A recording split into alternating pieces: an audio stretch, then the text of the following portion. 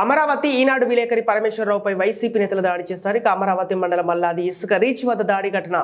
అక్రమ ఇసుక తవ్వకాలు ఫోటోలు తీస్తుండగా దాడి చేసిన వైసీపీ నేతలు, ఎన్జీటీ ఆదేశాలు పట్టించుకోకుండా ఇసుక తవ్వకాలు చేసిన వైసీపీ నేతలు, ఈనాడు విలేకరి ఫోన్ లాక్కొని తమ వద్ద పెట్టుకున్న వైసీపీ నేతలు, ఈనాడు విలేకరిని పరామర్శించిన పెదకూరపాడు నియోజకవర్గం మాజీ ఎమ్మెల్యే కొమ్మలపాటి శ్రీధర్ వైసీపీ నాయకుల దౌర్జన్యాలకు అడ్డు లేకుండా పోయిందని తెలిపారు. మల్లాదిలో జరుగుతున్న అక్రమ ఇసుక తవ్వకాలను చిత్రీకరించడానికి వెళ్లిన విలేకరులపై దాడికి దిగబడతారా అంటూ అమరావతి మండల ఈనాడు విలేకరి పరమేశ్వరరావు గారిపై వైసీపీ రౌడీ మూకల దాడిని ఖండిస్తున్నారు. అమరావతి పోలీస్ స్టేషన్ వెళ్లి దాడి చేసిన వారిపై తగు చర్యలు తీసుకోవాలని డిమాండ్ చేస్తున్నారు. కొమ్మలపాటి శ్రీధర్. అమరావతి అభివృద్ధి చెందిన ఏరియాలో ఉన్నామా, ఎక్కడ ఉన్నామా, నాగరికంగా ఉన్నామా అర్థం కావట్లేదు.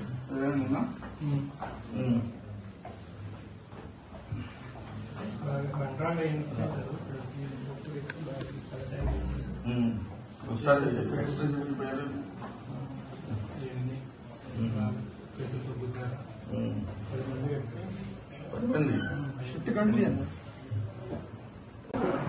ఎంతమంది మ్యాన్ హ్యాండింగ్ చేశారు, ఏ విధానంలో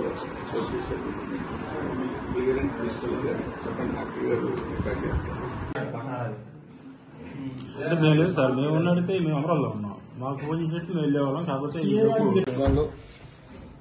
పెదకూరపాడు నియోజకవర్గంలో అమరావతి మండలంలో మల్లాది గ్రామంలో అనేక రోజుల నుండి అక్రమ మైనింగ్ అనేది జరుగుతూ ఉంటే అక్కడ లోకల్గా ఉన్న వ్యక్తులు కూడా లబోదిబోమని మొత్తుకుంటుంటే పట్టించుకోలేని ఈ ప్రభుత్వం నిన్న సాక్షాత్తు పల్నాడు జిల్లా కలెక్టర్ గారు మరి వచ్చి పర్యవేక్షించి ఇది అక్రమ క్వారీ, మైన్ చేయటానికి ఇసుక క్వారీ అనేది తీయటానికి వీల్లేదు అని చెప్పి వెళ్ళినప్పటికీ కూడా ఈరోజు పత్రికలు ప్రజలకు తెలియజేయాల్సిన బాధ్యత ఉంటుంది.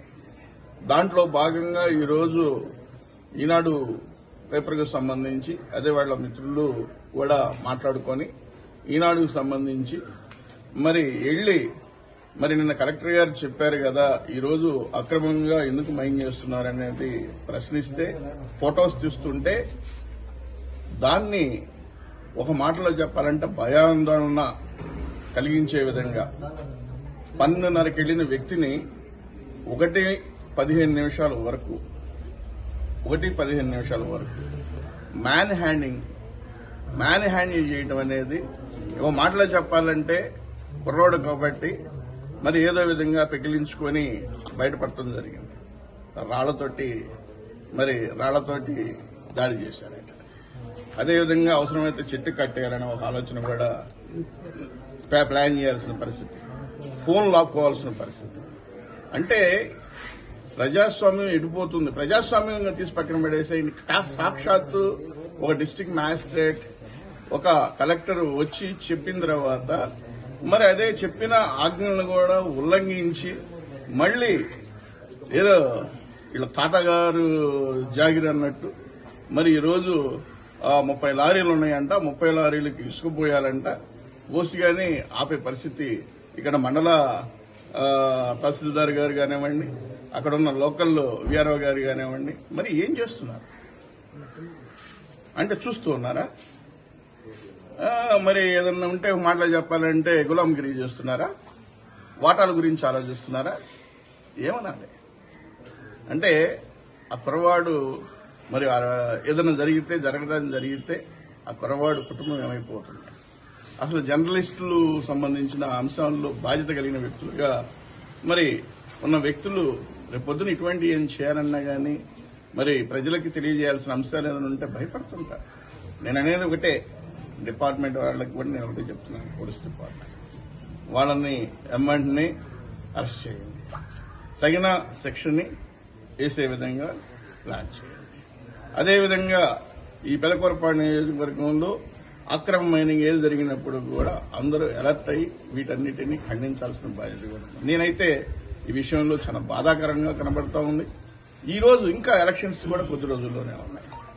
రేపో మాపో ఎలక్షన్ కోడ్ కూడా రావడానికి అవకాశం ఉంది. మరి ఈ టైంలో కూడా వెచ్చలవిడిగా ఇసుక దోపిడీ జరుగుతుందంటే ఒకసారి ఆలోచించాలి. ఈ 5 సంవత్సరాలు దోచుకుంది చాలు. ఈ 4 రోజులు చివరి 4 రోజులు కూడా ఎందుకు వదిలిపెట్టారనే ఒక భావంతో వెళ్తున్నారంటే ఆ నాయకులు కూడా ఒకటే ఆలోచించుకోవాలి. ఎక్కువ కాలం మీ చరిత్ర ఉండదు. ఎందుకు ఉండదు అనే దాని మీద ఆలోచిస్తే ఈ యొక్క అక్రమ విధానంలో నడిచిన వ్యక్తులు చట్టానికి చుట్టాలు ఎవ్వడం ఉండడు. చట్టం పరిధిలోనే నడవాల్సిన పరిస్థితి ఉంటుంది. అన్ని ఆధారాలను ఉంటాయి. దానికి తగిన విధంగా మూల్యాన్ని చెల్లించుకోవాల్సిన బాధ్యత ఉంటుందనేది కూడా ఈ సందర్భంగా